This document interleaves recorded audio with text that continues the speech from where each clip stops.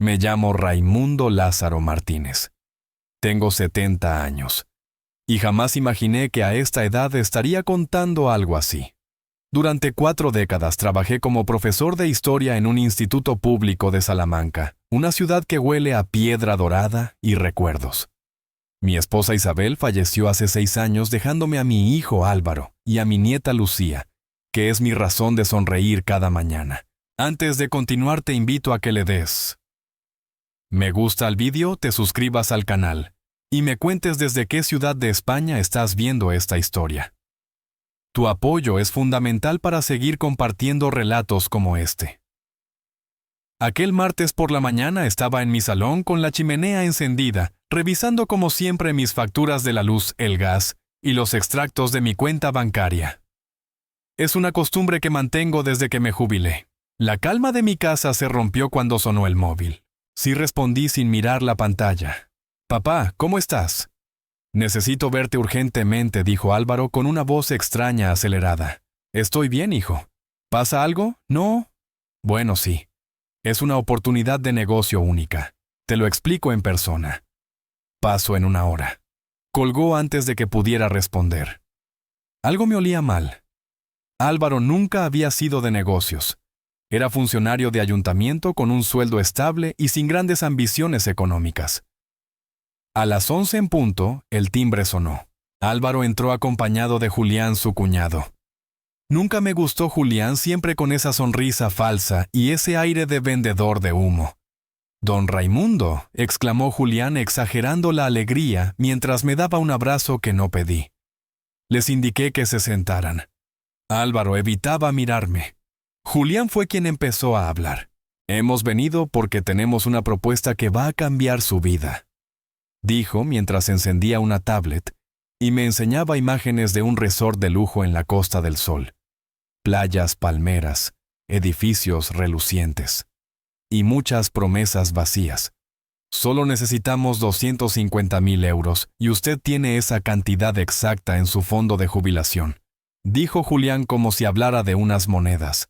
Sentí un nudo en el estómago. ¿Cómo sabía eso? Solo Álvaro conocía mis cuentas. «Hijo, ¿se lo has contado tú?», pregunté con un temblor que mezclaba rabia y decepción. Álvaro bajó la cabeza. «Papá, es una inversión segura. Julián tiene contactos. En 6 meses duplicamos el dinero». «No». Mi respuesta fue seca y firme. «Ese dinero es mi seguridad, no vuestro juego de azar». Y en ese instante supe que esta historia no acabaría bien. El rostro de Julián, el cuñado de mi hijo, se endureció un instante antes de volver a su sonrisa forzada. «Don Raimundo, con todo respeto, está perdiendo la oportunidad de su vida». «Ya he dado mi respuesta», contesté con firmeza.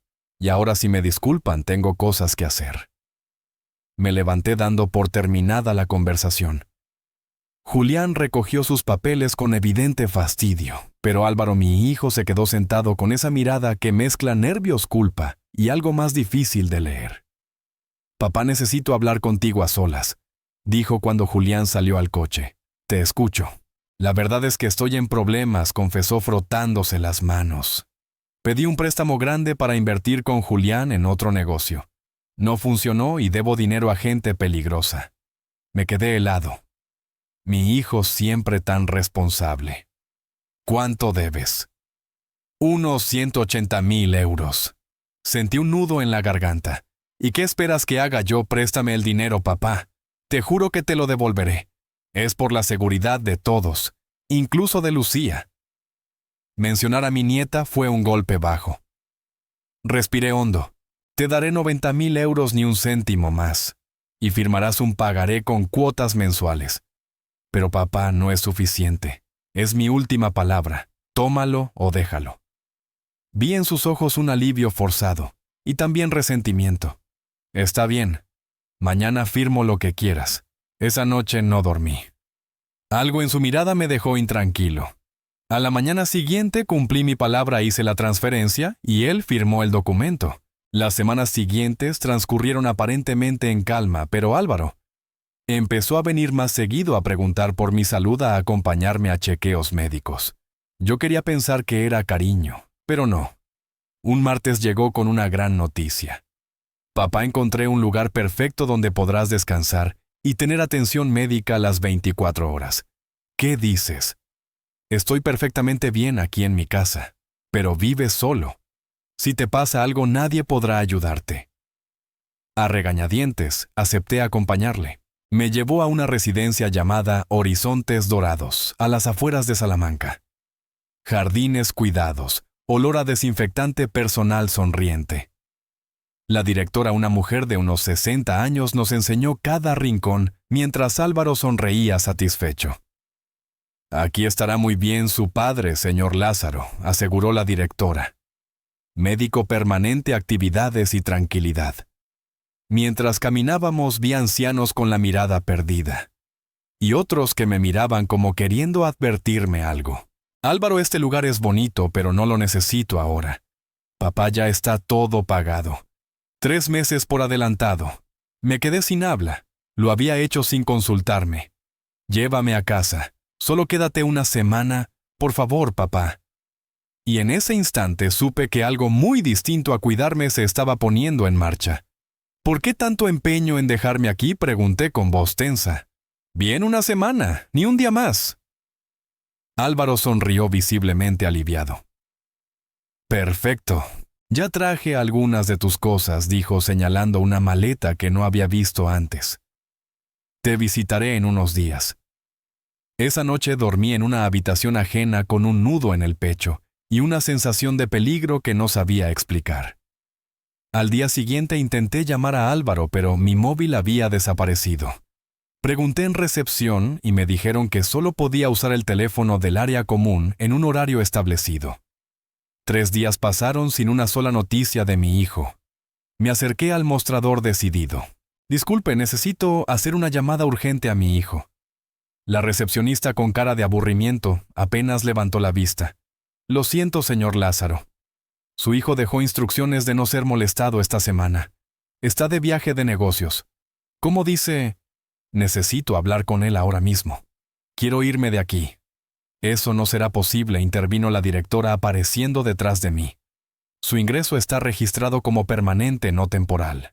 Su hijo firmó todos los documentos. Sentí un golpe en el pecho. Debe haber un error. Yo solo acepté estar aquí una semana.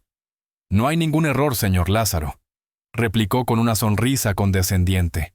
Tenemos informes médicos que indican que usted necesita supervisión constante. Principios de demencia según el diagnóstico. Eso es absurdo. Estoy perfectamente bien. Los pacientes con su condición suelen negarlo, respondió con calma inquietante. No se preocupe, está en buenas manos. Intenté salir por la puerta principal, pero un guardia me bloqueó el paso. Lo siento, señor. No puede salir sin autorización. Estaba atrapado. Mi propio hijo me había encerrado allí con un diagnóstico falso. La pregunta era ¿por qué? En la cena me senté junto a una mujer mayor con ojos vivos y atentos. No debería estar aquí, susurró. Lo vi llegar. No tiene la mirada de quienes necesitan este lugar. Se llamaba Imelda Soto. Yo asentí y con voz baja le conté lo sucedido. Trabajo en la lavandería, me confesó. Escucho cosas. Su hijo vino ayer cuando usted estaba en terapia. Habló con la directora sobre vender una propiedad. Un escalofrío me recorrió la espalda. Mi casa. Tengo un móvil escondido, añadió. Mañana se lo presto. A la mañana siguiente cumplió su promesa, me pasó un viejo teléfono durante el desayuno. Tiene poca batería, úselo con cuidado. Me escondí en un rincón del jardín y marqué el número de Lucía. Contestó al tercer tono. ¿Abuelo? ¿Dónde estás, papá? Dijo que te... Su voz tembló. Y entonces comprendí que la batalla por recuperar mi libertad acababa de empezar. ¿Qué respondió Lucía, mi nieta, con voz temblorosa? No entiendo por qué haría eso. Creo que quiere vender mi casa y quedarse con mis ahorros. Expliqué con calma para no alarmarla más. Necesito que vengas, pero no le digas nada a tu padre. ¿Puedes hacerlo? Claro que sí, abuelo. Iré hoy mismo después de clase, te lo prometo. La llamada se cortó de golpe. La batería del viejo móvil que Imelda me había prestado había muerto. Se lo devolví agradeciéndole profundamente. El resto del día fue insoportablemente lento. Fingí adaptarme a las actividades del centro, pero mi mirada no se apartaba de la entrada esperando a Lucía. Cerca de las 5 de la tarde, la vi aparecer con su uniforme escolar. Discutía con la recepcionista visiblemente alterada. Abuelo gritó al verme corriendo a abrazarme. «Está bien, señorita. Las visitas no programadas no están permitidas», intervino la directora apareciendo como si me vigilara desde las sombras. «Soy su nieta y tengo derecho a verlo», respondió Lucía con una firmeza que me llenó de orgullo. «Su padre es el responsable legal. Él debe autorizar las visitas. Mi padre está en su oficina. Lo llamaré ahora mismo», replicó Lucía sacando su móvil con una mirada desafiante. La directora vaciló. «Está bien. Tienen 15 minutos en la sala de visitas, ni un minuto más».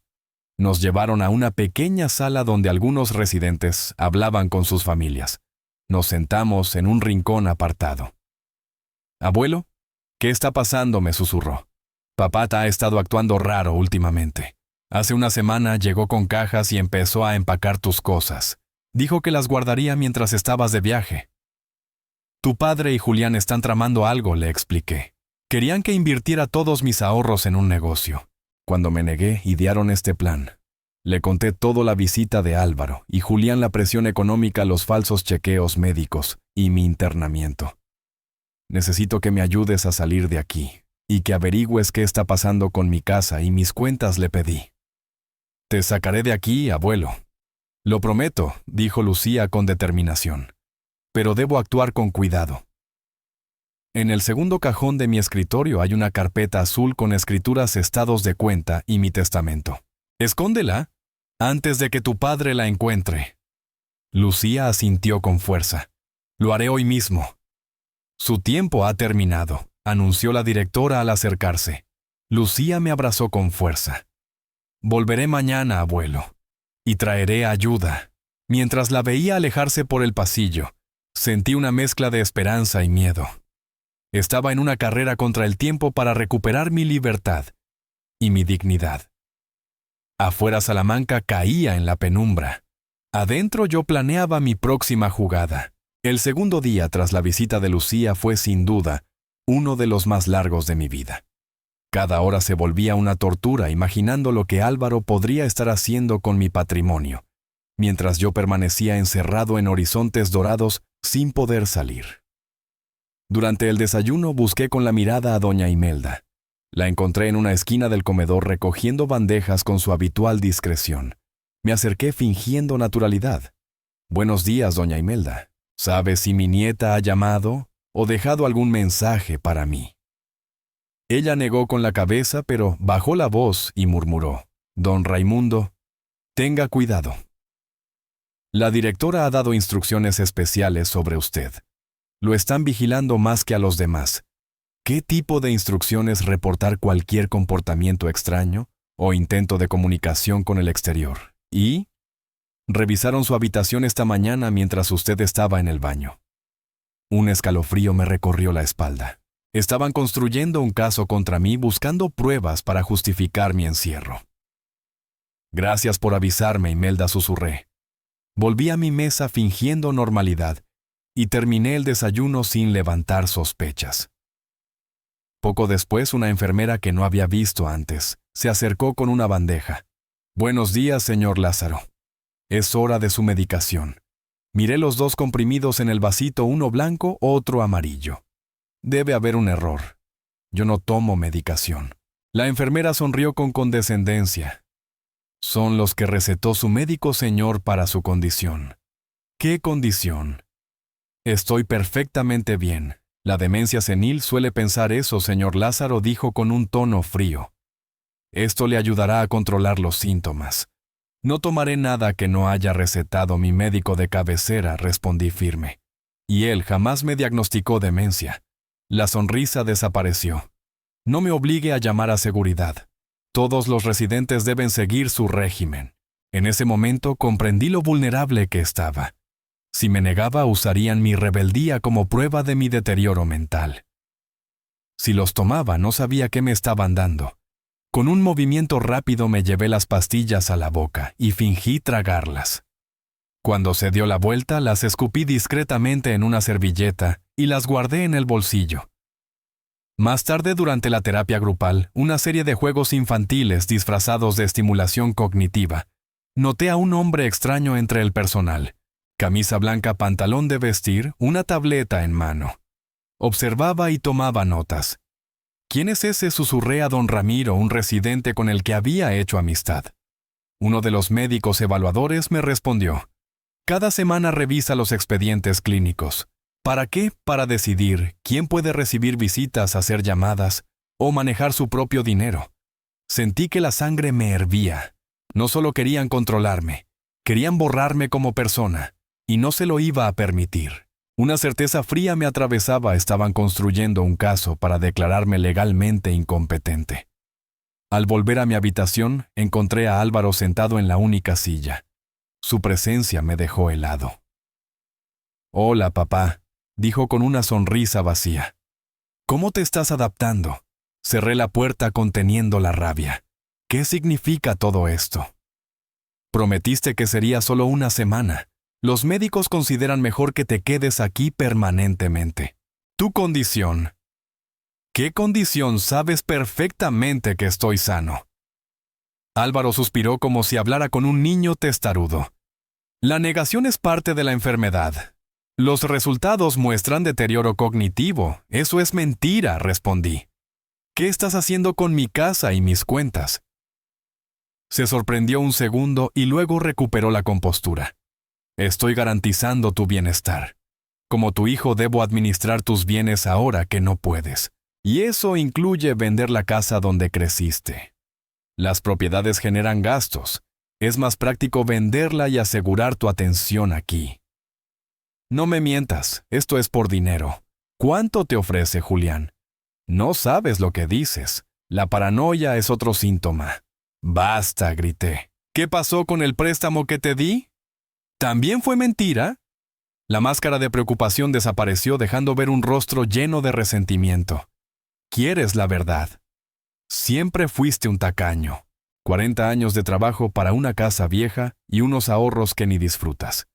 Yo tengo que matarme para mantener a mi familia. Te pagué la universidad, te ayudé cuando emprendiste. Nunca te faltó nada.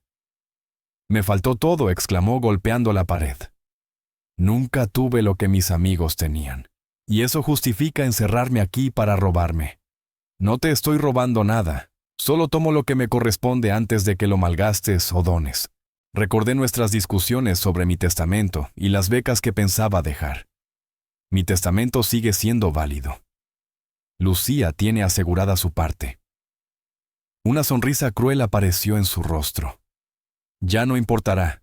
En unos días el juez firmará tu incapacidad y yo seré tu tutor legal. Lucía no lo permitirá. ¿Lucía? ¿Cuándo hablaste con ella? Vino ayer. Ya sabe la verdad. Álvaro palideció y se marchó lanzando amenazas veladas. Si seguía así, los médicos podrían ajustar mi tratamiento. Pasé la tarde fingiendo normalidad, esperando noticias. Durante la cena, Imelda se acercó. Su nieta llamó, susurró. Vendrá mañana con una abogada. Esa noche escondí bajo el colchón las pastillas que fingía tomar. Sabía que intentaban mantenerme sedado para reforzar el diagnóstico. No dormí. A la mañana siguiente, la directora anunció una evaluación psicológica. Era parte del plan de Álvaro, necesitaban un informe oficial para el juez. La guerra por mi libertad acababa de entrar en su fase más peligrosa. Tengo evidencia que lo respalda. ¿Eso es paranoia o una preocupación legítima?, pregunté con calma. El médico me observó con más atención. ¿Qué evidencia cree tener, señor Lázaro? Mi hijo me trajo aquí con la promesa de una estancia temporal de una semana. Luego la directora me informó que mi ingreso era permanente. Y sé que están tramitando una declaración de incapacidad para que él se convierta en mi tutor legal y pueda disponer de mis bienes. Estos procedimientos son estándares cuando un adulto mayor ya no puede cuidar de sí mismo, respondió el doctor Mendoza. Pero ese no es mi caso. Hasta hace una semana vivía solo, administraba mis finanzas, cocinaba, limpiaba mi casa y asistía 2 veces por semana a mi club de ajedrez en Salamanca. ¿Le parece eso el perfil de alguien incapacitado? El doctor anotó algo en su tableta. Sus preocupaciones serán registradas, señor Lázaro. Ahora continuemos con la evaluación. Durante la sesión intentó llevarme hacia respuestas confusas, pero respondí con precisión y lógica. Al final parecía molesto. Eso es todo por hoy. Puede regresar a sus actividades. Puedo ver los resultados. Los resultados son confidenciales y se enviarán directamente al juzgado. Al juzgado pregunté. El doctor parpadeó dándose cuenta de que había dicho demasiado. Es procedimiento estándar, no se preocupe. Salí con el corazón acelerado. La mención del juzgado confirmaba que Álvaro estaba avanzando rápido con su plan. Mientras cruzaba el pasillo hacia el área común, vi a Lucía en recepción acompañada de una mujer de aspecto profesional. Sentí una oleada de alivio. «¡Abuelo!», exclamó Lucía al verme. Corrí a abrazarla. «¿Mi niña? ¡Qué alegría verte!». La mujer se adelantó y me tendió la mano. «Señor Lázaro, soy la licenciada Dalia Huerta. Su nieta me ha explicado la situación». «Pasen a la sala de visitas», dijo la recepcionista con evidente incomodidad. Ya sentados, la abogada bajó la voz. «Su situación es delicada. Su hijo ha iniciado un proceso de procedimiento de incapacitación, alegando que usted padece demencia senil. Si el juez falla a su favor, se convertirá en su tutor legal y podrá disponer de sus bienes. Eso es absurdo. Estoy perfectamente bien». «Lo sé», respondió la abogada. «Por eso debemos actuar rápido». Lucía, que había estado callada, habló finalmente. «Abuelo, encontré la carpeta azul, pero también descubrí algo más». Sacó unos documentos de su mochila. «Papá ha estado falsificando tu firma. Los encontré en su despacho». Dalia los examinó con el ceño fruncido. «Esto es un poder notarial. Le permite vender tu casa y retirar fondos de tus cuentas bancarias». Sentí como la sangre me hervía. Ya no era una sospecha, era una traición con pruebas en la mano. «La falsificación es evidente», dijo la licenciada Huerta con firmeza. «Pero necesitamos probar que usted no firmó estos documentos». «Jamás firmaría algo así», respondí conteniendo la rabia. «Debe haber una forma de demostrarlo». «La hay», afirmó la abogada. «Necesitamos que un perito caligráfico compare esta firma con ejemplares auténticos suyos. Además, debemos conseguir una evaluación médica independiente que certifique su capacidad mental». «El problema es que no puedo salir de aquí», dije sintiendo la frustración crecer. «Y Álvaro ya tiene médicos dispuestos a declarar que estoy incapacitado». «Por eso he traído esto», añadió ella sacando una pequeña grabadora. «Necesitamos registrar su testimonio ahora mismo. Lucía grabará discretamente conversaciones con el personal para documentar irregularidades». Por primera vez en días sentí una chispa de esperanza. La abogada sabía exactamente qué hacer. «También necesitamos saber si su hijo ya ha dispuesto de alguno de sus bienes», añadió Huerta. «Papá ya vendió el coche del abuelo y retiró dinero de una de sus cuentas», intervino Lucía. «La casa está en proceso de venta, pero aún no se ha cerrado». «¿Cómo sabes eso?», pregunté sorprendido. «He escuchado sus conversaciones con Julián desde mi habitación. Hablan cuando creen que no estoy en casa. Lucía, eso puede ser peligroso. Si tu padre se entera...». «No me importa, abuelo. Lo que está haciendo no es justo», dijo con la voz quebrada. Además, escuché algo más. «Papá y Julián quieren invertir tu dinero en un negocio en Colombia. Papá dijo que se irían una temporada y que yo me quedaría en un internado». Un escalofrío me recorrió el cuerpo. No solo querían robarme, también abandonarla. «Eso no va a pasar», dije con determinación. «No mientras yo viva». La abogada tomó notas rápidas. «Esto cambia todo. Si demostramos intención de abandono, podemos solicitar medidas cautelares urgentes». La directora apareció en la puerta. «Lo siento, deben concluir. El señor Lázaro debe tomar su medicación y descansar». «Solo un minuto más», pidió la abogada. Cuando se fue, Huerta bajó la voz. «Mañana presentaré un recurso de amparo para frenar cualquier acción sobre sus bienes y exigir una evaluación médica independiente. Mientras tanto, debe aparentar normalidad. No confronte a nadie». «¿Cuánto tardará todo esto?», pregunté ansioso. «Si el juez actúa rápido, una semana», respondió. Lucía se acercó y me puso en la mano un pequeño botón. Si presionas 3 veces me llegará a tu ubicación. Úsalo si estás en peligro. La abracé conmovido. Gracias, mi niña. No sé qué haría sin ti. Por primera vez en mucho tiempo sentí que no estaba solo en esta lucha. Gracias, mi niña. No sé qué haría sin ti. Susurré antes de que la licenciada Huerta guardara sus documentos. Debemos irnos, don Raimundo, dijo ella. Volveremos mañana con novedades. Lucía me abrazó fuerte antes de marcharse. Mientras las veía alejarse sentí una mezcla de esperanza y miedo. La batalla legal apenas comenzaba, pero ya no estaba solo. Esa tarde durante la cena, doña Imelda se acercó a mi mesa. Don Raimundo, tenga cuidado. Su hijo estuvo aquí después de que se fueron sus visitas. Habló largo rato con la directora y parecía muy alterado. ¿Escuchó algo? Pregunté con el estómago encogido. Fragmentos. Algo sobre medidas más estrictas y minimizar el contacto con el exterior. También mencionaron un traslado. ¿Traslado? ¿A dónde? No lo sé, pero no sonaba bien. Tal vez a una zona más restringida, o incluso a otra residencia. La noticia me heló la sangre. Si me trasladaban antes de que la abogada actuara, sería casi imposible localizarme. Gracias por avisarme, Imelda, dije en voz baja. Estaré alerta. Esa noche, mientras intentaba dormir, escuché pasos en el pasillo. Me levanté sigilosamente y miré por la rendija de la puerta. La directora hablaba con un hombre al que nunca había visto. Alcancé a oír mañana temprano, antes de que llegue la abogada. El pabellón especial es más apropiado para su condición. Su hijo ya firmó la autorización. Regresé a mi cama con el corazón acelerado. Planeaban trasladarme al amanecer. Era ahora o nunca. Presioné 3 veces el botón de emergencia que me había dado Lucía rezando para que funcionara. Luego me recosté fingiendo dormir con la mente trabajando a toda velocidad. En la oscuridad pensé en cómo había llegado a esto. Mi propio hijo Álvaro, al que enseñé a caminar, leer y ser honesto, ahora conspiraba para despojarme de todo y abandonar a su propia hija. La noche avanzó lentamente. ¿Recibiría Lucía mi señal? ¿Llegaría Huerta a tiempo? ¿O me llevarían a un lugar donde nadie pudiera encontrarme? El sonido de llaves me despertó sobresaltado.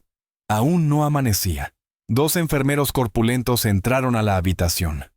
«Buenos días, señor Lázaro», dijo uno con falsa amabilidad. «Vamos a trasladarlo a un área más adecuada para su tratamiento». «¿Qué hora es?», pregunté intentando ganar tiempo. «Las 5:30». Me incorporé despacio. Si me resistía, reforzaría la narrativa de Álvaro sobre mi supuesta inestabilidad. Necesito usar el baño primero. 5 minutos, respondió el enfermero señalando la pequeña puerta del lavabo. El reloj había comenzado a correr.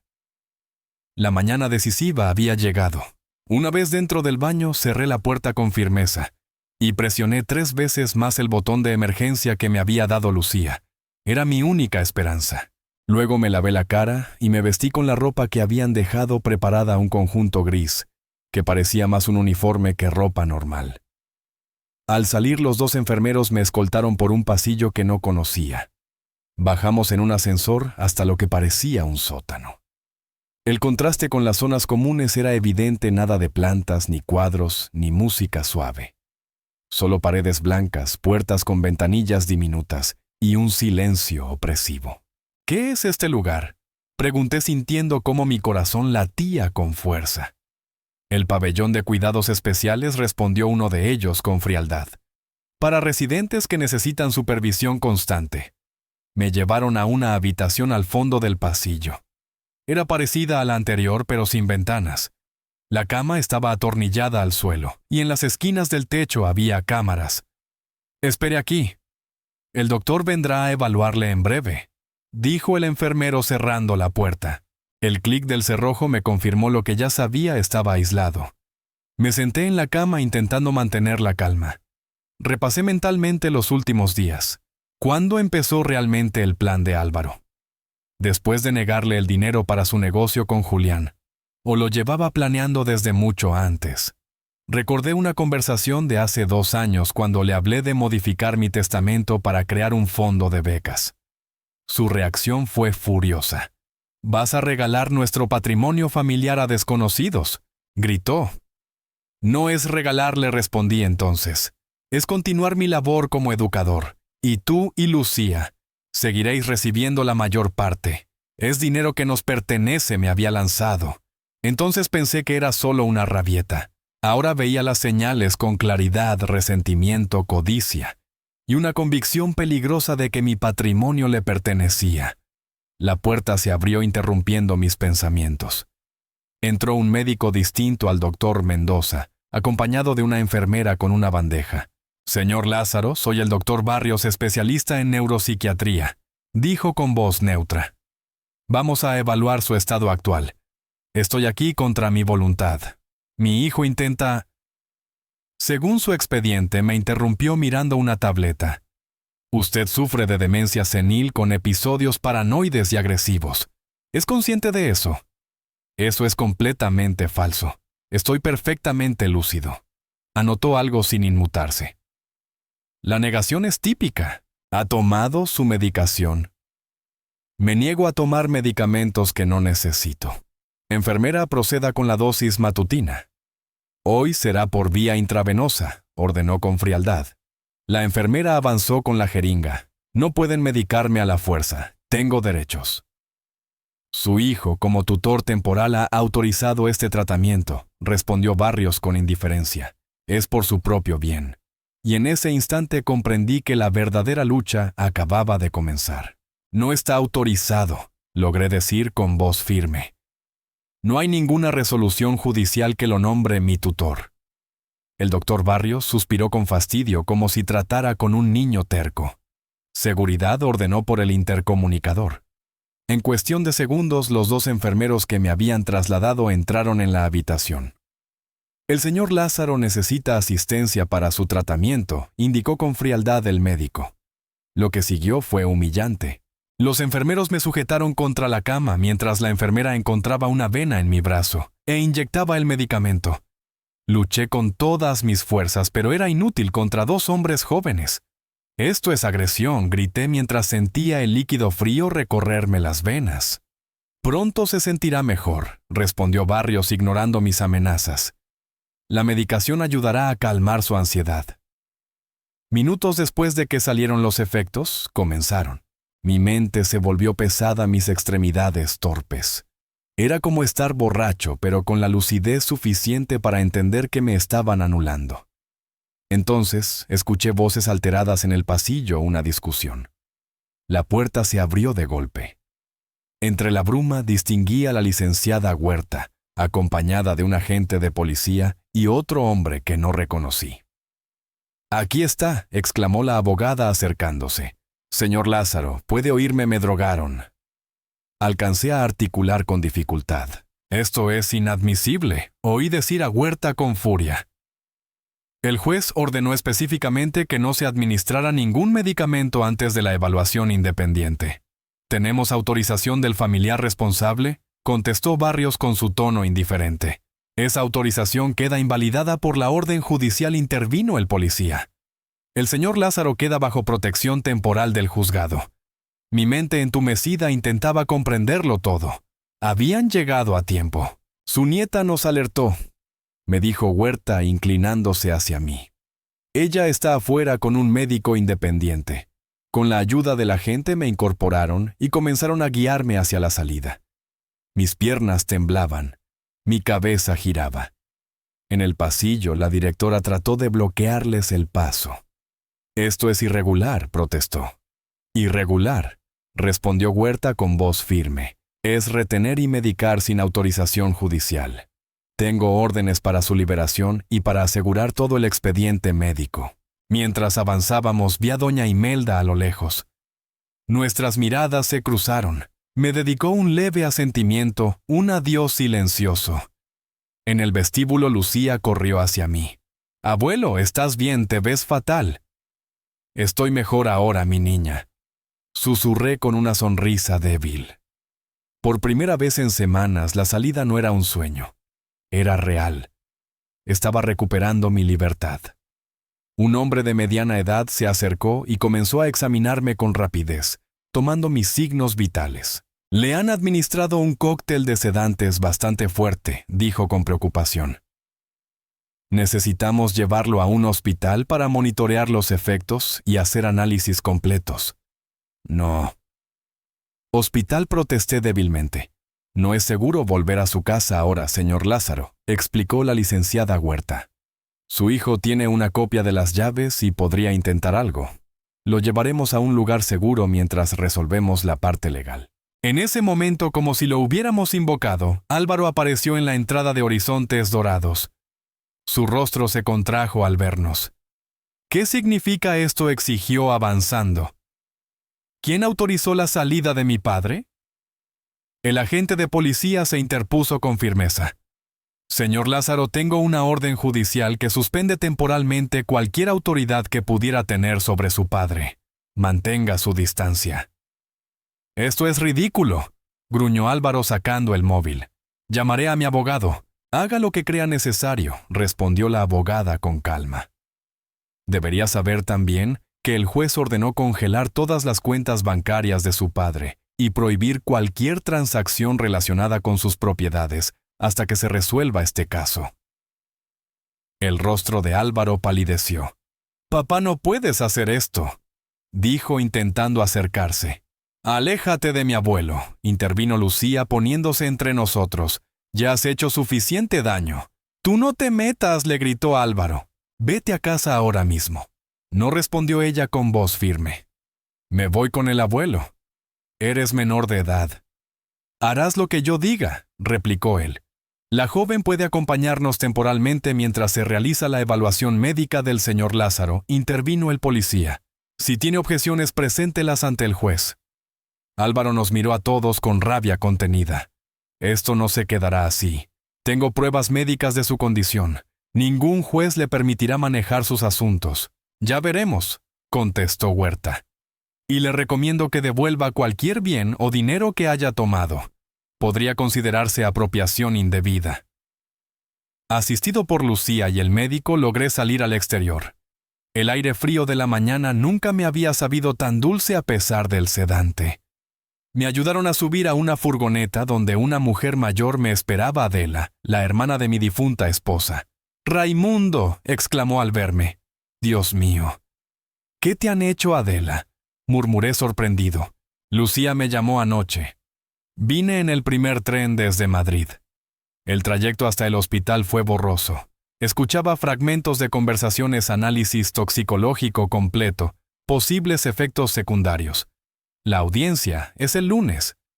En el hospital me asignaron una habitación privada. Un equipo médico me atendió de inmediato. Lucía no soltó mi mano en ningún momento. «Vas a estar bien, abuelo», me repetía. «Ya estás a salvo». Y por primera vez en mucho tiempo lo creí. Los médicos confirmaron que me habían administrado una combinación de antipsicóticos y sedantes, en dosis muy altas. «Es sorprendente que pueda hablar tan pronto», comentó el doctor. «Alguien mayor podría haber sufrido complicaciones graves».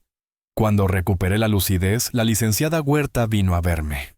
«Conseguimos una orden de protección de emergencia gracias a la rápida acción de su nieta», explicó. El juez suspendió el procedimiento de interdicción y ordenó una evaluación médica independiente. «¿Cómo me encontraron tan rápido?», pregunté. Cuando Lucía recibió su alerta a las 5:30 me llamó de inmediato. Presentamos el amparo al juez de guardia. Congelaron todas sus cuentas y propiedades. Sin embargo, ya habían vendido mi coche y retirado 1.200.000 euros de una de mis cuentas. «Nunca hubo prestamistas peligrosos», murmuré. No respondió Huerta. Ese dinero fue transferido a una cuenta en Colombia, a nombre de Julián. Y Lucía no puede volver con Álvaro. El juez autorizó que permanezca con Adela, su tía. Más adelante podemos solicitar una modificación de la custodia. Huerta me advirtió que el proceso sería largo. Álvaro presentaría informes médicos falsificados y trataría de justificarse. Primero debía recuperarme y someterme a evaluaciones independientes. También reuniríamos testimonios de vecinos amigos y mi club de ajedrez para demostrar mi capacidad. Después de su partida, Lucía y Adela regresaron con comida casera. Necesitas fuerzas, dijo Adela sirviéndome un caldo. La comida de hospital no sirve para nada. Lucía me contó cómo había contactado a Adela al hallar los documentos falsificados. Tu tía siempre fue muy perspicaz, comenté. Nunca confié en Álvaro, añadió Adela. No le perdonaré lo que te ha hecho ni lo que planeaba con mi sobrina. Entonces Lucía sacó un sobre. Dentro había fotos de mi casa vacía con muebles y pertenencias desaparecidas. Ya ha vaciado la casa, susurré. No todo, replicó ella. Rescaté fotos familiares, cartas y tus reconocimientos. Los escondí en casa de Valeria, mi niña astuta, igual que tu abuela. La tarde pasó entre revisiones médicas y charlas. Pese a todo, sentía una paz extraña, estaba libre y acompañado por quienes me querían. Al anochecer, Lucía aceptó ir con Adela al hotel. Poco después recibí un mensaje de un número desconocido. Esto no ha terminado, papá. Aún puedo demostrar que estás incapacitado. Y recuerda, Lucía sigue siendo mi hija legal. La amenaza de Álvaro me heló la sangre. No por mí, sino por ella. Reenvié el mensaje a Huerta. Su respuesta fue inmediata. No responda. Guardaremos esto como evidencia, había dicho la licenciada Huerta la noche anterior. Mañana reforzaremos la seguridad. Descanse tranquilo. Intenté seguir su consejo, pero el sueño se negó a llegar. Cuando al fin lo logré, pesadillas me asaltaron. Veías a Álvaro llevándose a Lucía, me veía otra vez.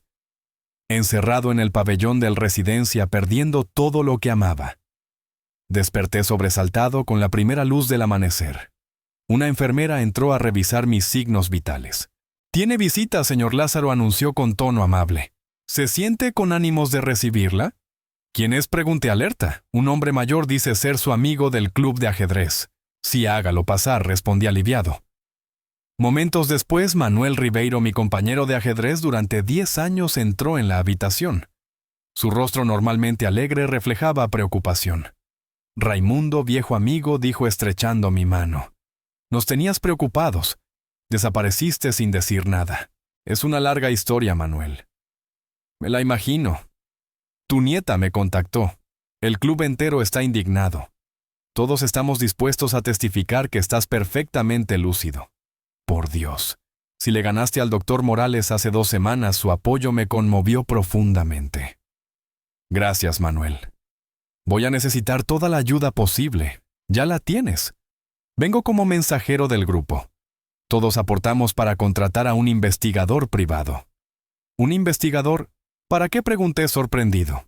Manuel bajó la voz. «Para investigar a tu cuñado, Julián. Rodrigo, sobrino de Fernando, trabaja en la fiscalía. Dice que el nombre de Julián Fuentes aparece en un caso anterior». Me quedé helado. Siempre había desconfiado de él, pero no imaginaba algo legalmente turbio. «Si encontramos algo», continuó Manuel, «servirá para demostrar que las acciones de tu hijo no fueron por tu bienestar, sino por intereses económicos. No sé cómo agradecerte esto. No hay nada que agradecer. Somos amigos, Raimundo. Y todos en el club te debemos por aquel torneo benéfico para la nieta de Jiménez». Sus palabras me recordaron que no estaba solo. Álvaro había intentado aislarme, pero no había contado con mi comunidad. Tras su marcha, llegaron más visitas, vecinos, excolegas, antiguos alumnos. A media mañana, Lucía y Adela entraron con Huerta y un equipo de médicos especialistas para las evaluaciones judiciales.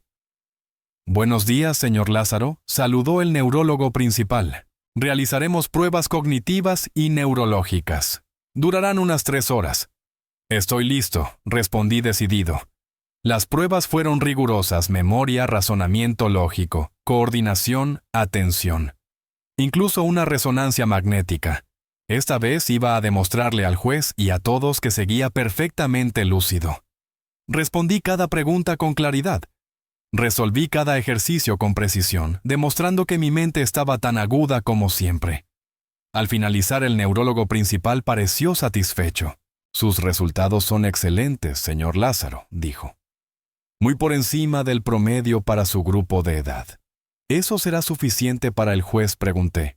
Desde el punto de vista médico, no hay justificación para una declaración de incapacidad, añadió. Su rendimiento cognitivo es excepcional y no muestra signos de demencia ni de ningún otro trastorno neurodegenerativo. La licenciada Huerta, que había estado observando todo el proceso, asintió complacida. Esto es exactamente lo que necesitábamos. Ahora debemos prepararnos para la audiencia del lunes. El juez escuchará a ambas partes. Tendré que ver a Álvaro. Murmuré con amargura. Sí, pero estaremos listos. Con estas evaluaciones y los testimonios de sus amigos y colegas tenemos un caso sólido, me aseguró. Mientras me explicaba los detalles legales, Lucía recibió una llamada que la hizo salir de la habitación. Al regresar, su rostro mezclaba sorpresa y preocupación. Era Valeria, dijo. Papá fue a su casa preguntando por mí. Quería saber si había dejado algo allí. Mi corazón se aceleró. Las cosas que Lucía había rescatado de mi casa estaban escondidas precisamente allí. ¿Qué le dijo tu amiga que no sabía nada? Sus padres no lo dejaron entrar, pero está preocupada. La licenciada Huerta reaccionó enseguida. Necesitamos recuperar esos objetos cuanto antes. Son pruebas importantes además de tener valor sentimental. ¿Iré? ¿Yo? Dijo Adela. Yo también quiero ir, añadió Lucía. No es seguro, objeté. La orden de protección incluye a Lucía, aclaró Huerta. Su padre no puede acercarse a ella. De todos modos, pediré que un oficial las acompañe. A regañadientes, acepté. Partieron con un policía que Huerta había conseguido. Me quedé solo esperando noticias. Las horas pasaban lentas. Intenté distraerme con la televisión, pero mi mente no dejaba de volver a Álvaro y sus amenazas. Cerca del mediodía recibí una visita inesperada a doña Imelda, la empleada del residencia que me había ayudado. Don Raimundo dijo tímidamente. ¿Puedo pasar? Por supuesto, adelante. ¿Cómo supo dónde encontrarme? Su nieta me llamó, explicó. Quería agradecerme. ¿Cómo están las cosas en el residencia?, pregunté. Un desastre, susurró. La directora está furiosa, teme inspecciones oficiales. Su hijo volvió ayer gritando y amenazando. Me incliné hacia ella. ¿Dijo algo más? Sí, contestó. Escuché que hablaba por teléfono. Mencionó documentos firmados y un plan urgente para cerrar todo antes del lunes. Una nueva alarma comenzó a sonar en mi interior. Sabía que Álvaro no se quedaría quieto. La batalla legal apenas empezaba. Vuelo a Bogotá este domingo, dijo doña Imelda con seriedad. La noticia me heló la sangre. Si Álvaro planeaba huir, probablemente intentaría llevarse a Lucía. Necesito informar a la licenciada Huerta de inmediato, respondí. ¿Hay algo más?, pregunté. Sí, continuó ella. Su hijo no estaba solo. Lo acompañaba un hombre con aspecto peligroso distinto a su cuñado. Hablaban de planes para esta noche, y mencionaron su nombre y el de su nieta. Llamé a la licenciada Huerta y le conté todo. Su reacción fue rápida. Voy para allá. Reforzaremos la seguridad y alertaremos a las autoridades sobre un posible intento de sacar a la menor del país. Una hora después llegó con un investigador privado. Su hijo compró 3 boletos a Bogotá para este domingo, explicó. Uno a su nombre, otro para Lucía, y el tercero para Julián Fuentes. Lucía jamás iría voluntariamente.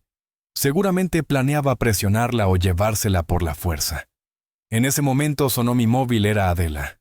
Raimundo, ya tenemos las cosas de casa de Valeria, pero hay un problema, dijo alterada. Álvaro apareció y se puso muy agresivo. El oficial lo contuvo, pero amenazó con llevarse a Lucía por la fuerza. Vamos de camino al hospital con escolta policial. Mi preocupación se disparó.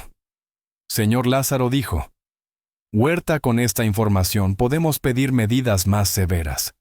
Sugiero trasladar a Lucía a un lugar seguro y desconocido hasta después de la audiencia. ¿Dónde?, pregunté. Tengo contactos, respondió ella. Una casa protegida y cómoda. Aunque la idea de separarnos me dolía, entendía que era la mejor opción para protegerla. ¿Y los planes de vuelo de Álvaro?, pregunté. Ya hemos alertado a Migración. No podrán salir con ella, pero debemos ser cautelosos. Hombres como su hijo y Julián podrían recurrir a medios ilegales. El investigador añadió: descubrimos antecedentes por fraude en Colombia, a nombre de Julián Fuentes. Está siendo investigado por lavado de dinero. Querían usar su dinero para operaciones ilícitas. La revelación confirmó mis sospechas y aumentó mi temor. Cuando Lucía y Adela llegaron escoltadas, mi nieta corrió a abrazarme temblando. Papá está actuando como loco, abuelo. Nunca lo vi así. No te preocupes, mi niña. No dejaré que te haga daño. La abogada explicó el plan de protección. Lucía se resistió. No quiero separarme de ti. Estaré bien, le aseguré. Es por tu seguridad. Prométeme que pronto estaremos juntos. Te lo prometo, mi niña. Después de la audiencia del lunes todo comenzará a resolverse. Nos despedimos con un abrazo largo y silencioso. Al verla marchar con el equipo de seguridad sentí tristeza. Pero también una determinación férrea. No iba a permitir que Álvaro ganara esta batalla. Esta separación era necesaria para proteger a Lucía, pero también fortalecía mi resolución de acabar con las maquinaciones de Álvaro. Aquella noche, en la soledad de mi habitación de hospital en Salamanca, repasé cada paso de lo ocurrido. De ser una víctima encerrada en una residencia, había pasado a luchar activamente por recuperar mi vida y proteger a mi nieta. El camino sería difícil, pero ya no estaba solo. Cerca de la medianoche, mi teléfono vibró. Un mensaje de un número desconocido. Sé dónde está Lucía. Si quieres verla de nuevo, firma los documentos que te enviará mi abogado mañana. Si no, nunca más sabrás de ella. Un escalofrío me recorrió la espalda. ¿Cómo podía Álvaro saber dónde estaba? ¿Habría un infiltrado? Llamé de inmediato a la licenciada Huerta. Tranquilo, señor Lázaro, dijo con firmeza. Es un farol. Lucía está segura en un lugar que solo conocemos 3 personas. Su hijo está desesperado y recurre a la intimidación. Aún así, pasé la noche en vela inquieto. El lunes, en la audiencia, finalmente estaría cara a cara con él. Sería el momento de la verdad. Cuando el amanecer comenzó a iluminar mi habitación, tomé una decisión inquebrantable. No importaba, el costo recuperaría todo lo que Álvaro me había arrebatado: mi libertad, mi dignidad y la seguridad de mi nieta. El lunes llegó antes de lo esperado. A las 9:00 de la mañana me encontraba en la sala del juzgado, acompañado por Huerta. Llevaba un traje formal que Manuel, mi amigo del club de ajedrez, me había prestado. Quería presentarme con dignidad. Adela estaba sentada detrás de nosotros junto a varios amigos que vinieron a mostrar su apoyo. Por seguridad, Lucía seguía en el lugar protegido, aunque le permitirían seguir la audiencia por videollamada. ¿Está nervioso, don Raimundo?, preguntó Huerta. Un poco, pero más que nada estoy listo para terminar con esto. La puerta lateral se abrió. Álvaro entró con su abogado, un hombre de rostro severo y maletín de cuero. Ni siquiera me miró. Detrás de ellos, para mi sorpresa, apareció Julián, que se sentó en la última fila. A las 9:15 en punto, la jueza Valenzuela entró en la sala. Era una mujer de unos 50 años, mirada penetrante. Buenos días. Estamos aquí para resolver la solicitud de medidas cautelares en el caso Lázaro versus Lázaro, anunció tras las formalidades. Huerta se puso de pie y presentó el caso con claridad: mi internamiento forzoso, medicación obligada, falsificación de documentos, venta ilegal de bienes y plan de fuga a Colombia. Las pruebas hablaban por sí solas: evaluaciones médicas independientes, testimonios de amigos y vecinos y boletos de avión. La batalla final había comenzado. La licenciada Huerta continuó su exposición con precisión quirúrgica. Mostró los documentos con las firmas falsificadas y el informe pericial caligráfico que confirmaba el fraude. Su señoría concluyó: estamos ante un caso claro de abuso contra un adulto mayor, con el fin de apropiarse de su patrimonio. Solicitamos que se mantengan las medidas cautelares, se reconozca la plena capacidad mental de mi cliente Raimundo Lázaro, y se inicien procedimientos penales contra Álvaro Lázaro por falsificación, apropiación indebida y maltrato. Cuando llegó el turno de la defensa, el abogado de Álvaro intentó presentar a mi hijo como un hombre preocupado por la salud de su padre. Mi cliente actuó movido únicamente por el bienestar de su padre, quien mostraba signos de deterioro cognitivo, alegó, exhibiendo los informes médicos de Horizontes Dorados. La jueza Valenzuela examinó los documentos con gesto escéptico. ¿Puede explicar por qué estos informes difieren tan radicalmente de las evaluaciones independientes realizadas esta semana?, preguntó. El abogado vaciló. Las evaluaciones pueden variar según las condiciones, su señoría. ¿Y qué hay de los boletos de avión a Colombia para ayer?, replicó la jueza. Era por el bienestar de su padre, dijo el abogado. Planeaban unas vacaciones familiares. ¿Vacaciones?, interrumpió la jueza con incredulidad. Mientras su padre estaba internado en una residencia, y usted tramitaba su declaración de incapacidad. El interrogatorio continuó. Cuando Álvaro subió al estrado, sus respuestas fueron cada vez más inconsistentes. La tensión se disparó cuando la jueza le preguntó directamente por las firmas falsificadas y el destino del dinero retirado. Fue un préstamo verbal, insistió él. ¿Tiene pruebas de esa autorización?, preguntó la jueza. No las necesitábamos, éramos familia. La jueza me miró. Señor Lázaro, ¿autorizó usted ese retiro? Le presté 600,000 euros con pagaré firmado. Nunca autoricé nada más. Entonces llegó el golpe final. Huerta presentó grabaciones de conversaciones entre Álvaro y Julián, obtenidas por el investigador privado. En ellas planeaban declararme incapacitado, vender mis propiedades y huir con el dinero.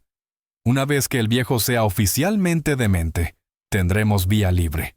Venderemos todo y desapareceremos. ¿Y tu hija?, preguntaba Julián. La meteré en un internado en Colombia. Necesita disciplina. El silencio en la sala fue absoluto. Miré a mi hijo buscando algo de humanidad, pero solo encontré rabia y vergüenza. La jueza Valenzuela no necesitó mucho tiempo. Este tribunal reconoce la plena capacidad mental de Raimundo Lázaro Martínez, declaró. Se revoca toda incapacidad provisional, se mantienen las medidas cautelares y se ordena la devolución inmediata de todo lo vendido o retirado sin autorización. Hizo una pausa y miró fijamente a Álvaro. Respecto a Álvaro Lázaro, este tribunal ordena su detención inmediata por los presuntos delitos de falsificación, apropiación indebida y maltrato a persona mayor. El sonido de las esposas cerrándose en las muñecas de mi hijo marcó el fin de una pesadilla. Por delitos de falsificación de documentos, apropiación indebida y maltrato a persona vulnerable, se remitirá el caso a la Fiscalía para la investigación correspondiente, declaró la jueza Valenzuela con voz firme. Los oficiales de justicia se acercaron a Álvaro, que parecía no creer lo que estaba ocurriendo. «¡Esto es ridículo!», gritó poniéndose de pie bruscamente. «Todo lo hice por el bien de la familia, señor Lázaro. Contrólese o añadiré desacato al tribunal a los cargos», advirtió la jueza con severidad. En ese instante Julián intentó escabullirse hacia la salida, pero otro oficial lo interceptó. El señor Fuentes también deberá permanecer para declarar como testigo en la investigación, ordenó Valenzuela. Mientras esposaban a Álvaro, nuestras miradas se cruzaron. En sus ojos vi rabia y, por un instante, algo parecido al arrepentimiento. Quise decir algo, pero ¿qué palabras pueden expresar la decepción de un padre traicionado por su propio hijo? Al salir del juzgado, llamé a Lucía. Mi nieta había seguido toda la audiencia por videollamada desde el lugar seguro. «Abuelo, ganamos», exclamó con voz entrecortada. «Sí, mi niña, todo ha terminado. Pronto estaremos juntos de nuevo». ¿Y papá?, preguntó. La pregunta me dolió. Tendrá que responder por sus actos, Lucía. Pero ahora lo importante es que estamos a salvo. 2 horas después, Lucía llegó al piso que Adela había alquilado temporalmente. Nos abrazamos largo rato, llorando de alivio y tristeza. «¿Qué vamos a hacer ahora, abuelo?», preguntó esa noche mientras cenábamos. «Recuperaremos lo que podamos, mi niña. La jueza ordenó la devolución de mis bienes. Y lo más importante, nos tenemos el uno al otro». Al día siguiente, la licenciada Huerta vino con noticias mixtas. La buena, el comprador de la casa aceptó anular la venta al conocer las circunstancias. La mala gran parte del dinero transferido a Colombia será difícil de recuperar. También me explicó que con Álvaro detenido, podía solicitar la custodia temporal de Lucía. Con el respaldo de la jueza Valenzuela fue aprobada. 3 semanas después, regresamos a nuestra casa. Muchos muebles y objetos habían desaparecido, pero el hogar que Isabel y yo habíamos construido seguía en pie. Lucía se instaló en su habitación, que ahora sería su espacio permanente. El juicio se celebró 6 meses después.